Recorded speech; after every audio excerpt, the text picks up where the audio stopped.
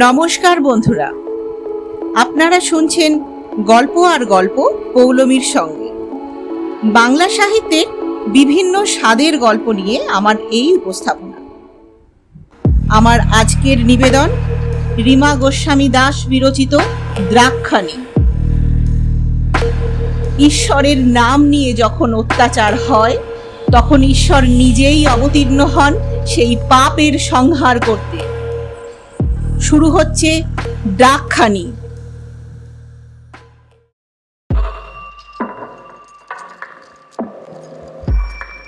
কৌলাবলী নির্ণয় মতে এই সাধনার জন্য প্রয়োজনীয় দ্রব্য হল মাছ, মাংসযুক্ত অন্ন, ছাগ, পিষ্টক বা পিঠে, পায়েসান্ন, সুরা, মাসকলাই মিশ্রিত অন্ন, তিল, কুশ, শ্বেত সর্ষে, দ্বীপ, ধূপ, এলাচ, লবঙ্গ, খয়ের, আদা, পান, পট্টসূত্র, মৃগচর্ম, কম্বল, যজ্ঞকাষ্ঠ, পঞ্চগব্য ও সকলভোক্ত পূজাদ্রব্য।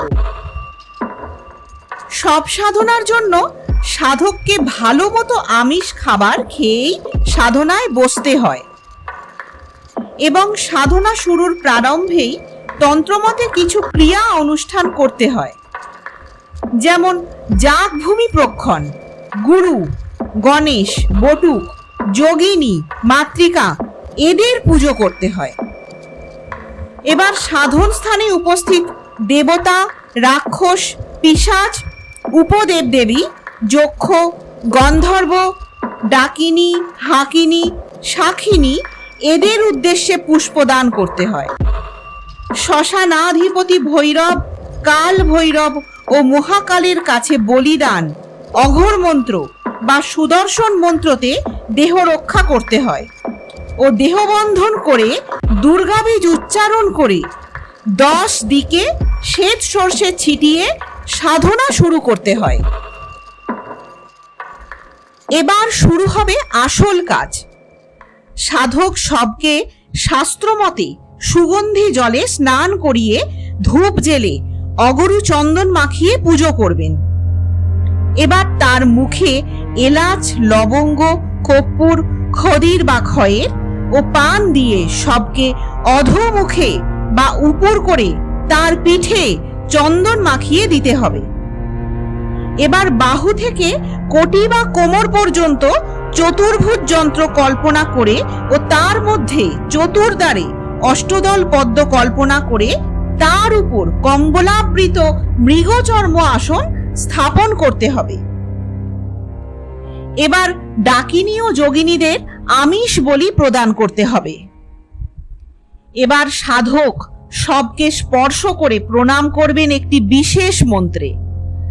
সবকে স্পর্শের আগে সাধক একটি বিশেষ বীজ মন্ত্রে 12 আঙ্গুল মাপের যজ্ঞকাষ্ঠ চারদিকে স্থাপন করে সমস্ত লোকপাল, দিকপাল, সমাধিস্থান, চতুষ্ষষ্ঠী সবকে প্রদক্ষিণ করবেন ও আরো একটি মন্ত্র পড়ে সবের উপর পুষ্পাঞ্জলি দেবেন। এবার তন্ত্রমতে আসনের পুজো করে মূল বীজমন্ত্র জপ করতে করতে অশ্বারোহণ করার ভঙ্গিতে সবের উপরে বসবেন ও নিজের পায়ের নিচে কোষ স্থাপন করবেন। সাধক এবার সবের ঝুঁটিতে পীঠ পূজা করে ষোড়শোপচারে দেবীর পুজো করবেন। এবার এখন কিন্তু সব আর সাধারণ মৃতদেহ নয়, তার মধ্যে প্রাণ তথা দেবতার আবেশ ঘটেছে। নীলতন্ত্রে বলা হয়েছে তত সবাস্যে বিধিবৎ দেবতাপ্যয়নং চরেত। এখন সব পঞ্চভৌতিক সত্তার শুদ্ধ রূপ, নিষ্পাপ, কামনা বাসনাহীন। এই জন্যই নির্গুণ ব্রহ্মস্বরূপিণী মহাবিদ্যাকে সব দেহে আহ্বান ও উদ্বুদ্ধ করা যায়। সব দেহকে আশ্রয় করেই নির্গুণা শক্তি সগুণা হন। দেবী ভাগবতে এই নির্গুণা শক্তিকে সংসার বিরাগী সাধকদের পূজ্য বলা হয়েছে।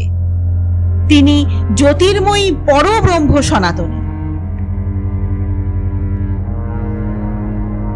আদিকাল থেকেই মানুষ বিশ্বাস করে এসেছে দেহ বিনষ্ট হলেও আত্মা অবিনশ্বর। মৃতের আত্মার প্রতি এই শ্রদ্ধা ও সম্মানই ধর্মের মূল। সাধক তার তপশক্তির প্রভাবে এই আত্মাকে দেবত্বে ও পরে ব্রহ্মত্বে নিয়ে যেতে পারেন। অথর্ববেদে এই শক্তিকেই ব্রহ্ম বলা হয়েছে। এটি তপশক্তি। ব্রহ্মবিদ্যা বলে ঋষিরা রোগীকে আরোগ্য, এমনকি মৃতকে জীবনদানও করতে পারতেন। আর জীবমুক্তির জন্য প্রয়োজন হলো দেহের। রসেশ্বর দর্শনে এই মুক্তি লাভের জন্য স্থির দেহের প্রয়োজনীয়তার কথা স্বীকৃত হয়েছে। দেহ স্থির না হলে শক্তির স্ফুরণ হয় না। এছাড়া শিবের কর্তৃত্ব যখন শক্তির উপর নির্ভরশীল, তখন শিব মুক্তি দিতে পারেন না। মুক্তি দেন শক্তি। তাই সব সাধনায় শক্তির উপাসনা করা হয়।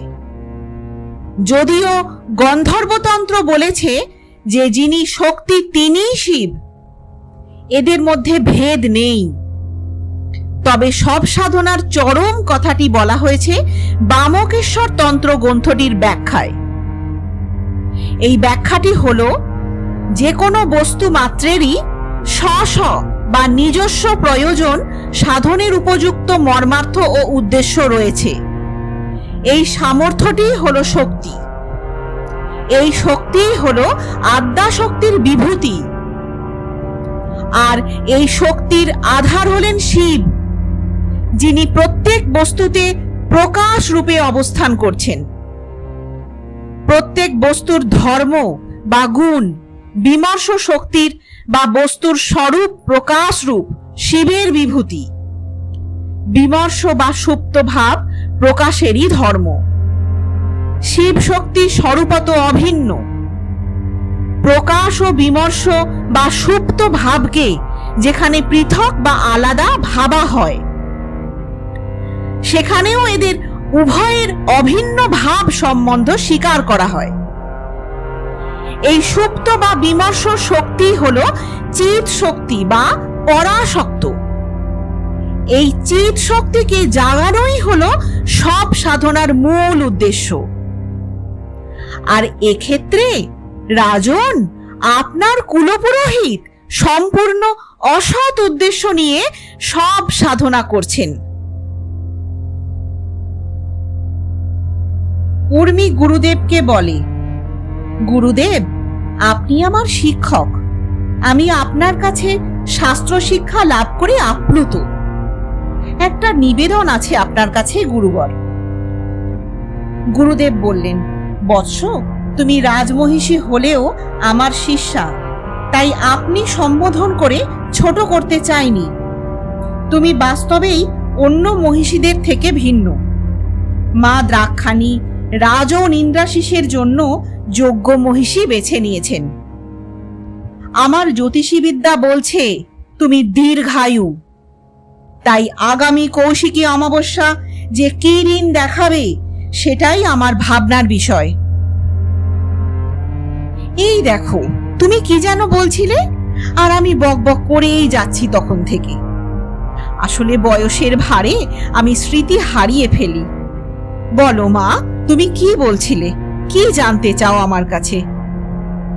উর্মি, গুরুদেব, ভৈরব কে? দেবী দ্রাক্ষাণীর সঙ্গে তার কি যোগাযোগ? গুরুদেব মস্তক নিচু করে কিছুক্ষণ নিজেকে প্রস্তুত করলেন।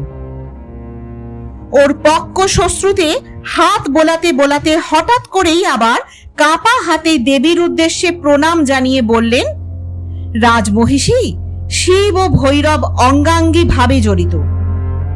শিবের ভৈরব রূপের কাহিনীটি এরকম। সৃষ্টিকর্তা ব্রহ্মার আদিতে পঞ্চমুখ ছিল। শিব নিজেও পঞ্চানন। ব্রহ্মা শিবের থেকে অধিক গুরুত্ব দাবি করেন এবং অসম্ভব অহংকার প্রকাশ করতে থাকেন। ক্রুদ্ধ শিব ব্রহ্মার পঞ্চম মস্তকটি কর্তন করেন এতে শিবের উপরে ব্রহ্মহত্যার পাপ অর্পণ হয়। ব্রহ্মা মস্তক হাতে নিয়ে শিবকে একটি দীর্ঘ সময় ভ্রাম্যমান অবস্থায় কাটাতে হয়। এই ভ্রাম্যমান শিবরূপী হল ভৈরব। মহাজগতের বিশেষ স্থানগুলি ভৈরব রক্ষা করেন। ভৈরবের মোট সংখ্যা 64। তাদের 8টি শ্রেণীতে ভাগ করা হয়। প্রতিটি শ্রেণীর আবার একজন করে প্রধান ভৈরব রয়েছেন। প্রধান 8 ভৈরবকে অষ্টাঙ্গ ভৈরব বলা হয়। এই 8 জন মহাবিশ্বের 8টি দিকের অধিপতি। এই 8 জন আবার নিয়ন্ত্রিত হন মহাস্বর্ণ কাল ভৈরবের দ্বারা। তিনি সাধারণভাবে কাল ভৈরব নামেই পরিচিত। উর্মির মনে পড়ে যায় জনমেজয় জানিয়েছিল সে কাল ভৈরব। সে সতী দ্রাক্ষকন্যা, দ্রাক্ষাণীর ভৈরব। গুরুদেব বলেন, কালভৈরব স্বয়ং বরাহরূপী ষড়রিপুকে নিয়ন্ত্রণ করেন বলে তন্ত্রে বিশ্বাস করা হয়। আবার এদের মধ্যে আছেন ভিক্ষাটন। তিনি হলেন শিবের ভয়ঙ্কর রূপ ভৈরবের একটি শান্ত মূর্তি। ভৈরবের 2টি ভয়ঙ্কর রূপের উল্লেখ পাওয়া যায়। একটি রূপে তিনি ব্রহ্মার শিরশ্ছেদ করেছিলেন এবং অপর রূপে তিনি বিষ্ণুর দ্বাররক্ষক বিশ্বসেনকে হত্যা করেন। ভিক্ষাটন রূপটি হল ভৈরবের এই 2 ভয়ঙ্কর রূপের মধ্যবর্তী পর্যায়। ব্রহ্মার পঞ্চম মস্তক ছেদনের পাপস্খলন করতে ভৈরব ভিক্ষাটন রূপ ধারণ করেছিলেন। তারপর নগ্ন কপালীরা কাপালিকের বেশ ধারণ পূর্বক তিনি ব্রহ্মাণ্ড পরিভ্রমণ শুরু করেন এবং ব্রহ্মার করটিকে ভিক্ষাপাত্র হিসেবে ব্যবহার করে ভিক্ষাবৃত্তি অবলম্বন করেন। শেষে পবিত্র বারাণসী নগরীতে উপনীত হয়ে তিনি কৃত পাপের প্রায়শ্চিত্ত করে ভিক্ষাটন রূপ পরিত্যাগ করেন। উর্মি কথন শেষে গুরুদেবের পায়ে মাথা ঠেকিয়ে প্রণাম করেও বলে, গুরুবর, আপনি আমাকে আজ যে তথ্য দিলেন তা সত্যি গুরুত্বপূর্ণ। আমি ধন্য হলাম। গুরুদেবের সেবা দিয়ে উর্মি চলে এলো মন্দিরে। রাজন ভিতরে ভিতরে ক্রোধে অগ্নিশর্মা। একদন্তর উপরে তিনি ভীষণভাবে বিরক্ত। কেবলমাত্র এ কাজ সে কেন করেছে এটা জানার জন্যই রাজন এখনো চুপ করে আছেন।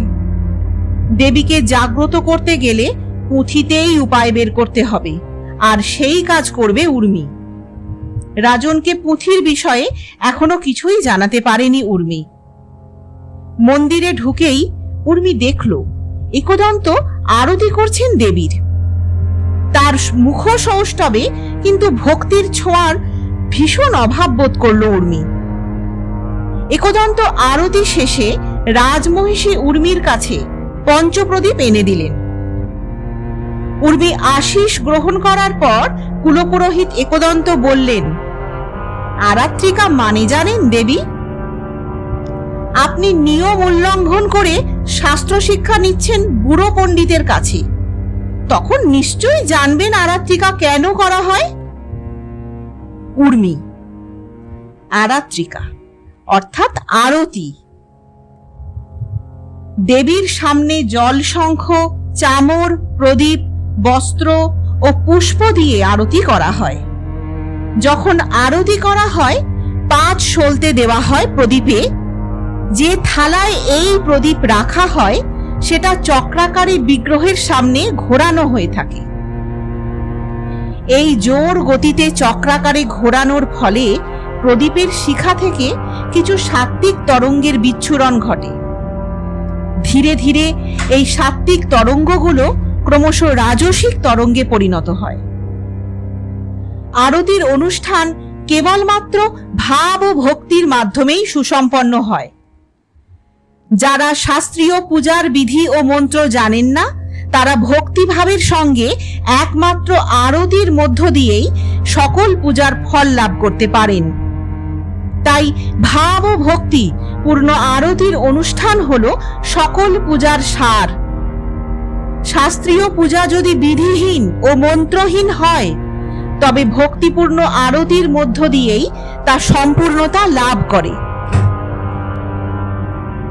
এ প্রসঙ্গে দেবাদিদেব শিব দেবী পার্বতীকে বলেছেন, মন্ত্রহীনং ক্রিয়াহীনং যৎকৃতং পূজনং হরে সর্বং সম্পূর্ণতামেতি কৃতে নিরাজনে শিবে। অর্থাৎ, হে দেবী পার্বতী, শ্রী ভগবানের পূজা যদি মন্ত্রহীন ও ক্রিয়াহীন হয়, তবে নিরাজন বা আরতির মাধ্যমে তা সম্পূর্ণতা লাভ করে। একদন্ত ভেবেছিলেন, ক অক্ষর যার কাছে গোমাংস, সেই নিরক্ষর চাষির মেয়ে কিভাবে শাস্ত্রজ্ঞান লাভ করবে? কদিনের শখ এমনি মিটে যাবে, যখন কুলপুরোহিতের প্রশ্নের সে সঠিক উত্তর দিতে অপারগ হবে। কিন্তু এ কি, উর্মিমালা তো শাস্ত্রজ্ঞানে পরিপূর্ণ হয়ে উঠছে। তার কাছাকাছি এলেই একদন্ত এক দিব্য জ্যোতি অনুভব করছেন। অসন্তোষ প্রকাশ করা যায় না রাজমহিষীর সম্মুখে, তাই একদন্ত মুখে জোর করে হাসি এনে বললেন, সাধু সাধু দেবী, আমি তুষ্ট হলাম।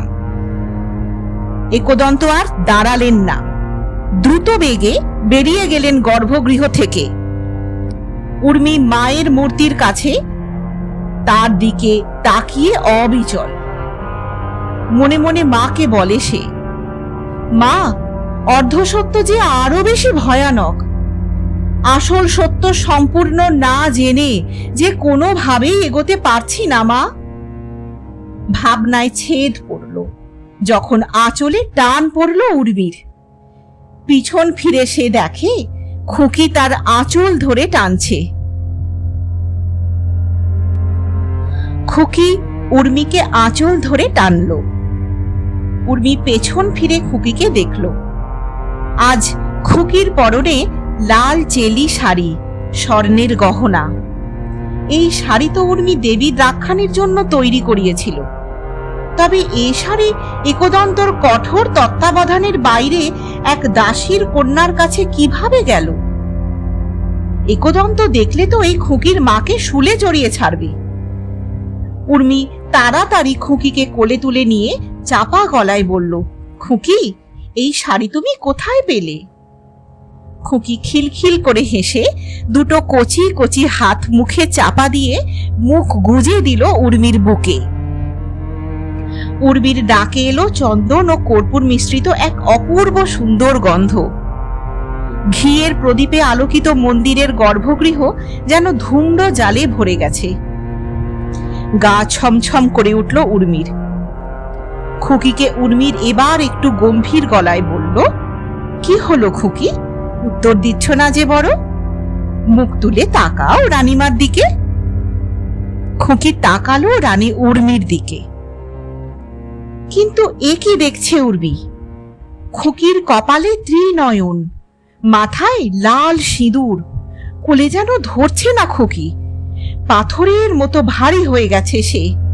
ধীরে ধীরে খুকি মিলিয়ে গিয়ে একটা আলোর পুঞ্জ হয়ে মিশে গেল দেবী দ্রাক্ষাণীর মধ্যে। উর্মির বুকে একটা বড় ধাক্কা লাগলো, যেন সে চেতনা হারিয়ে দেবীর মন্দিরেই পড়ে গেল। উর্মিকে অচেতন অবস্থায় কুলপুরোহিত একদন্ত আবিষ্কার করেন মন্দিরের দোর বন্ধ করতে এসে। তিনি পরিচারক দ্বারা উর্মিকে রাজকক্ষে পৌঁছে দেন। রাজর ইন্দ্রাশিস মহিষীর অসুস্থতার খবর পেয়ে ছুটে আসেন। দেখেন ধূম জ্বরে ভুল বকছে উর্মি, শরীর অত্যধিক তপ্ত। রাজবৈদ্য এলেন, উর্মির নাড়ি পরীক্ষা করে দেখলেন। তিনি সারা রাত জেগে উর্মির জন্য লেপন তৈরি করে উর্মিকে উপাচার করলেন, কিন্তু জ্বর নামার কোনো লক্ষণ নেই। সকালে একদন্ত এলেন রাজনের সঙ্গে দেখা করতে। তিনি উর্মিকে শেষ সুস্থ অবস্থায় মন্দিরে দেখেছিলেন, আর তিনিই আবিষ্কার করেছিলেন উর্মিকে অচেতন অবস্থায়। রাজন উর্মিকে এভাবে দেখে ভয় পেয়ে গেছেন। একদন্ত বললেন, আপনি যে অনাচারে মেতে উঠেছেন রাজন, তারই ফসল রাজমহিষীর এই অসুস্থতা। জনমেজয়কে আপনি এখানে এনে থেকে তার সঙ্গে আপনি মেতে উঠেছেন। রাজকার্য বা দেবীর আরাধনা কোনোটিতেই আপনি তেমন সক্রিয়ভাবে ভূমিকা পালন করছেন না। দেবীর বলি প্রদত্ত নারীকে শিক্ষা গ্রহণের অনুমতি দিয়েছেন আপনি। মহিষী যখন তখন মন্দিরের গর্ভগৃহে আসা যাওয়া করেন। এখন যদি দেবীর প্রকোপে রাজমহিষীর জীবন চলে যায়, আগামী কৌশিকী অমাবস্যাতে কাকে চড়াবেন হাড়ি কাঠে? জনমেজয় একজন শৈব, তার কাছে শক্তির আরাধনা কোনো গুরুত্ব রাখে না। সে তো আপনাকে বিপথে চালনা করতেই এসেছে। এখন দেবী যদি রাজমহিষীর বলি না পান, তাহলে কি করবেন আপনি? সাম্রাজ্যের ধ্বংসের জন্য তৈরি থাকতে হবে আপনাকে। রাজন এখন সবটাই জানেন একদন্তর বিষয়ে, তবুও ওর ভাবনায় যেন একটা এলোমেলো ঢেউ খেলে গেছে উর্মিমালার অসুস্থতার কারণে।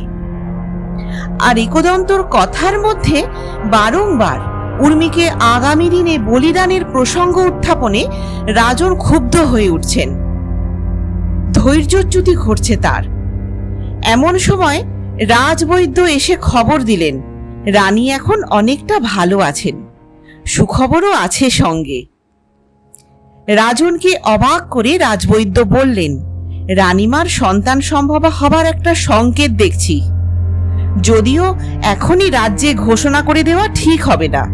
কয়েকটা দিন অপেক্ষা করুন, আমি আপনাকে নিশ্চিত করব দেবীর কৃপায়। রাজন রাজবৈদ্যের কথায় খুশিতে ফেটে পড়লেন।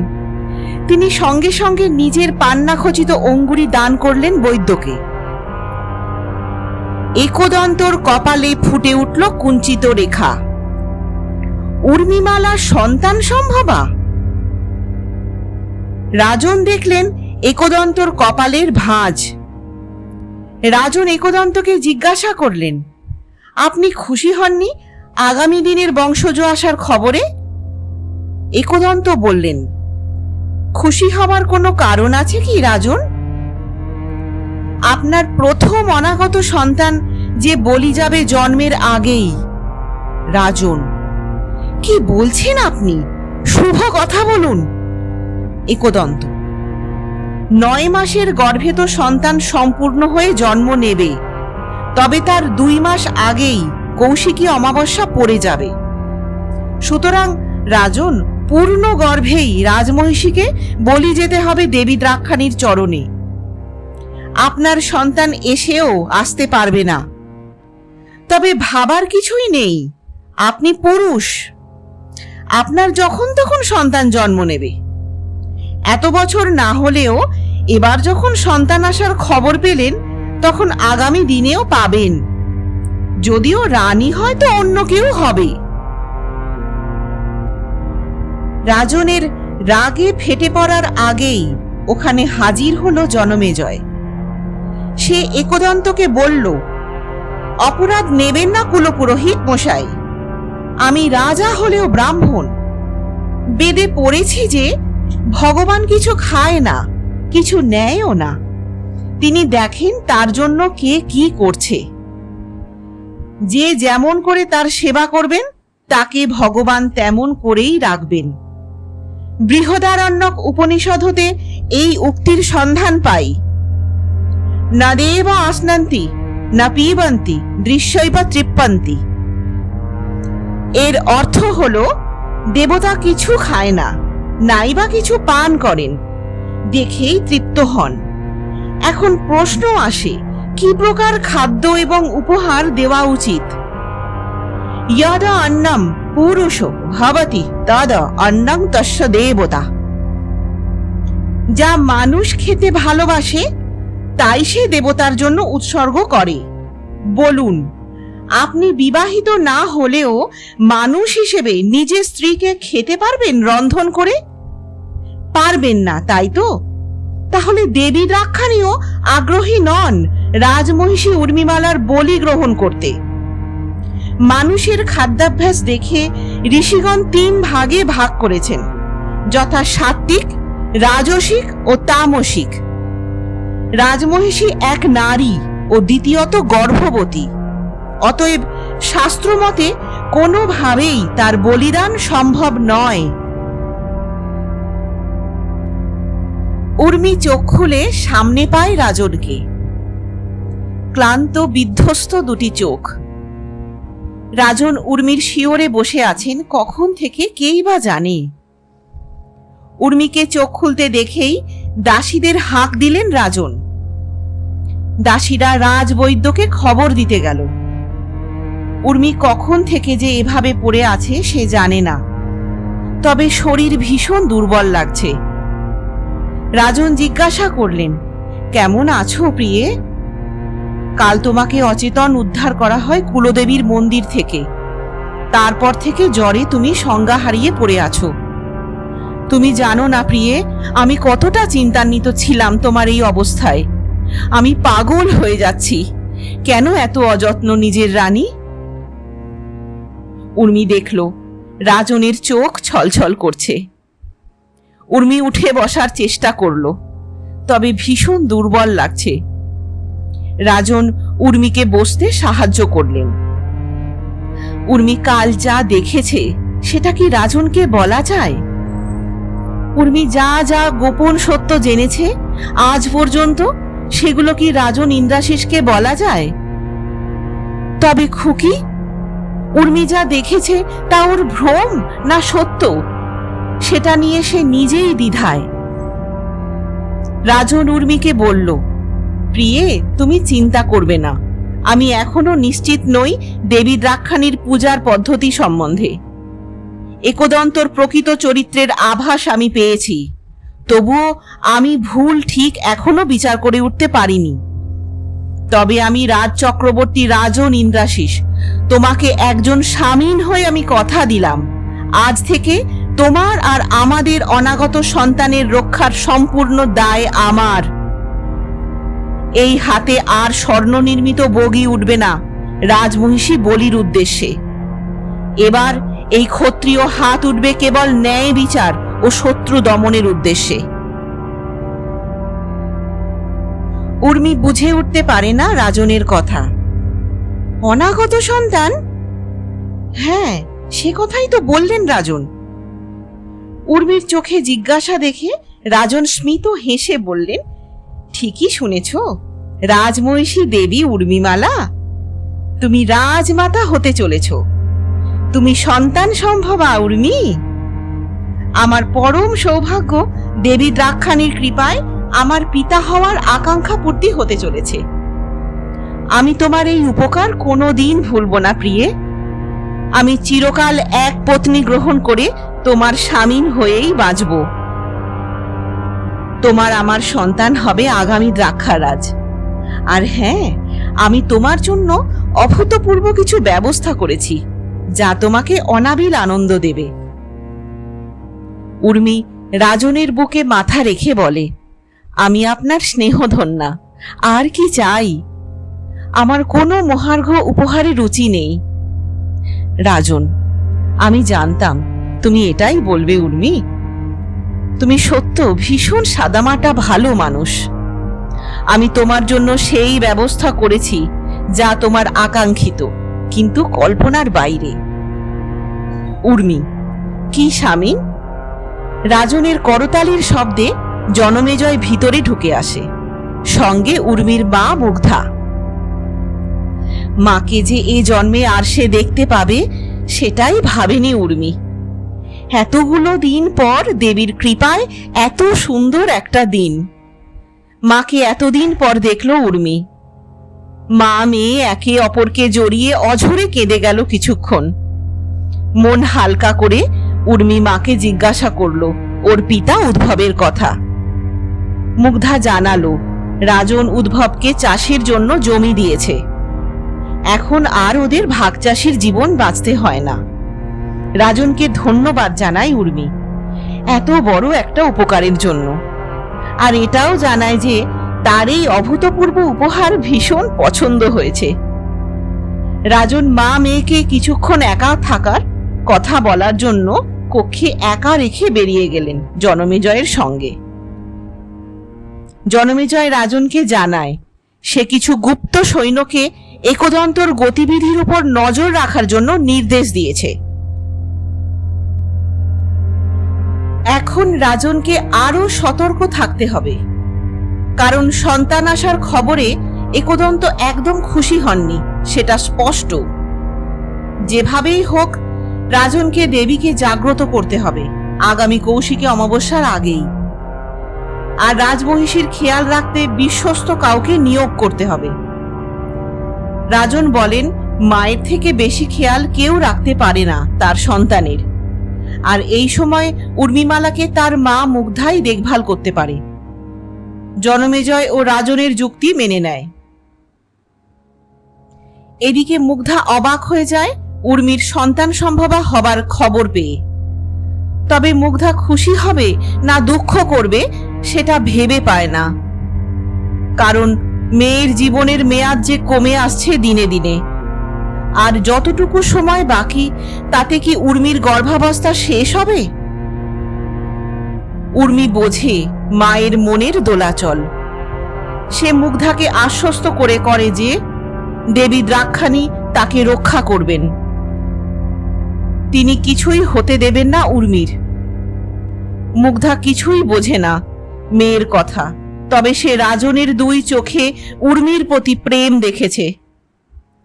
উর্মি মাকে খুলে বলতে পারে না সবটা, তবে সে বুঝে গেছে যে এতদিন ধরে খুকির রূপে মা আদি পরাশর শক্তি নিজে এসে উর্মিকে পথ দেখিয়েছেন। তিনি উর্মিকে গুপ্ত কক্ষ, প্রাচীন পুঁথি, লুর্নির গোপন স্রোত ও তাতে জমায়েত নরকঙ্কালের ঢের এই সব দেখিয়েছেন। মা দ্রাক্ষাণী কখনোই চাইবেন না উর্মির মৃত্যু। তিনি নিজে আশীর্বাদ করেছেন উর্মিকে। এখন উর্মির গর্ভে দ্রাক্ষা রাজবংশজ, তাকে উর্মি বুক দিয়ে আগলে রাখবে। কোনো ব্যভিচারী দুষ্ট পারবে না উর্মির ক্ষতি সাধন করে তার সন্তানকে হত্যা করতে। সে যেই হোক তাকে এক মায়ের সামনাসামনি হতে হবে। মুগ্ধা দেখে অন্যমনস্ক উর্মির কপালে ফুটে উঠেছে সেই ত্রিনয়ন। একদন্ত এবার কিছুতেই হিসাব মেলাতে পারছেন না। কি করে সম্ভব এটা? কি করে রাজন একদন্তর হাতের বাইরে চলে গেলেন? কি করে এবার রাজমহিষী গর্ভধারণ করলেন? তবে কি আদিপরাশর শক্তি ধীরে ধীরে জাগ্রত হচ্ছেন? বিনাশের প্রস্তুতি কি তবে তুঙ্গে?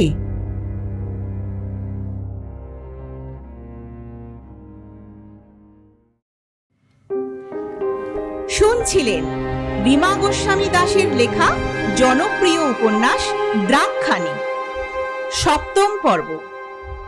পরবর্তী কাহিনী জানার জন্য শুনতে থাকুন গল্প আর গল্প পৌলমীর সঙ্গে। শেষ হলো দ্রাক্ষাণীর সপ্তম পর্ব।